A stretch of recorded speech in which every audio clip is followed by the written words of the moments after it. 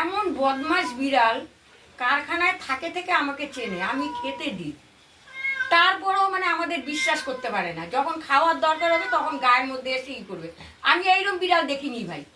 এই যে এতটা ক্যাট ফুড নিয়ে এসছে তোমাদের কাকা ঘর থেকে, ক্যাট ফুড দিয়ে রেখে দেখো ম্যামও করছে। আর এই যে বিছানাটা একটু দেখাও, এগুলো সব আমার কতটা খাটনি হলো বলো। এগুলো সব তুলে দিলাম, আর এই যে কাপড়টা দিয়ে আড়াল করে রাখলাম। আর কোথায় রেখেছি চলো একটু সরো, সরে কাপড়টা দেখাও, দেখেছো? আর এই যে খাবারটা দেখো, চলো কোথায় রেখেছি আমি দেখাচ্ছি তোমাদের। এই যে এইখানে রেখেছি, এর পরেও যদি এনে নে, এই যে এইখানে রেখেছি দেখো কি। এই যে দুটো বাচ্চা আছে, হ্যাঁ, আর দুটো বাচ্চাকে মেরে ফেলেছে, এনে দুটো বাচ্চাকে মেরে ফেলেছে।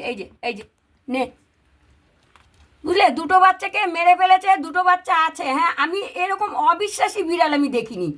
আমরা খেতে দিচ্ছি, পড়তে দিচ্ছি, তার মধ্যে যদি এইরকম অবিশ্বাসী পানা করে বলো কেমন লাগে? ওই যে বাচ্চা, আর এই যে আমি এই গামলার মধ্যে করে ওকে রেখে দিয়েছি। এই যে বাচ্চা, দেখেছো বাচ্চা কিরকম বেয়ে বেয়ে উঠছে?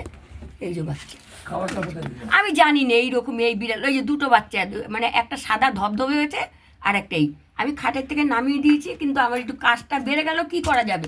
আর এইখানে খাবারটা দেওয়া যাবে না, কেন এইখানটার মধ্যে জায়গা নেই, ও বাচ্চা আবার মেরে ফেলবে।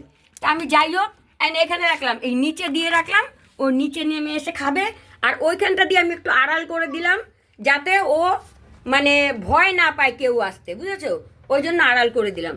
আমি এইরকম বেইমান বিড়াল দেখিনি, আমি এই দেখলাম প্রথম বেইমান বিড়াল। আমি এত বিড়াল আমার বাচ্চা দিয়েছে, আমি ধরেছি, আমাকে কিচ্ছু বলেনি, কিন্তু ও জানি কেমন ধরনের, বুঝলে? তো এই রইল খাবার। ওর সঙ্গে এখন এত গল্প করতে গেলে আমার হবে না, চলো যাই।